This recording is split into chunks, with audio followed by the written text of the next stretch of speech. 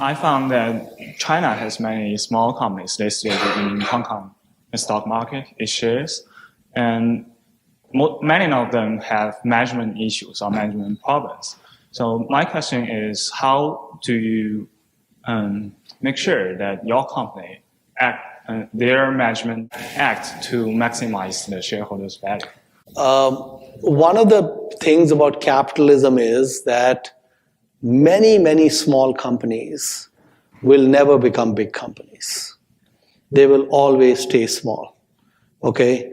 A very small number of companies actually have something unusual that will allow them to grow, because capitalism is very brutal. Okay? So, like you said, in Hong Kong, these companies have issues. The moment they have issues, we are moving on.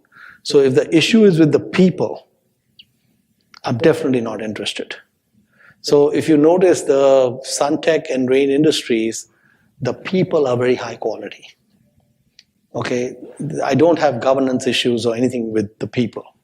They are very high quality people. The businesses are, it is possible now. Like, I'll give you the example of Suntech. The guy who is the promoter of Suntech, he owns 68% of the company. So if it has a $1 billion value, his family has 680 million in wealth in the company.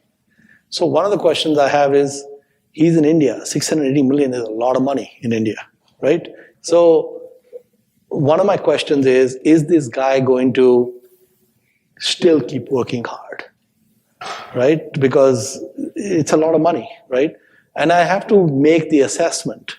And my assessment with him was, yeah, because I talked to him. I said, listen, your company is $1 billion.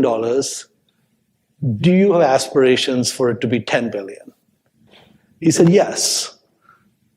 I said, what are you going to do with the money? He said, I had not thought about that.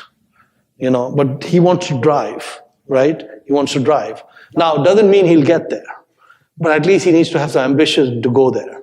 The same thing with Rain. I am convinced that he has zero interest in money. I think Rain, the family owns 40% of about 500 million. So their family has about 200 odd million today, but they don't care about that. They just want to keep going. So, so I think it is true that a lot of small companies will never become big companies.